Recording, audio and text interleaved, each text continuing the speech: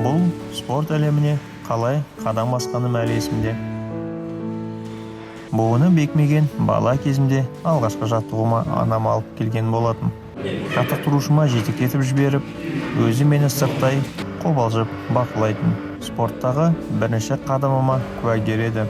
Сол толқынсыз сәттер спорттағы алғашқы үйренген әдіс-амалдар бәрі көз алдымда.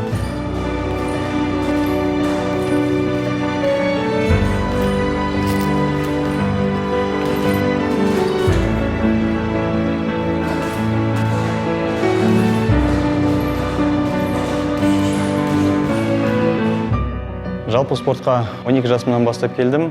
Кикбокстан өзімнің әлем чемпионы, кубок чемпионы, әлем кубок чемпионы, 2 дүркін Азия чемпионы, бірнеше дүркін Қазақстан чемпионы атағына иелендім. Оның бәрі әрине өзіміздің Қазақстанның тәуелсіздігінің арқасы.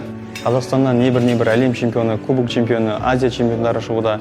Мен жалпы Қазақстан елін, жерін келе жатқан мерекемізбен құттықтаймын.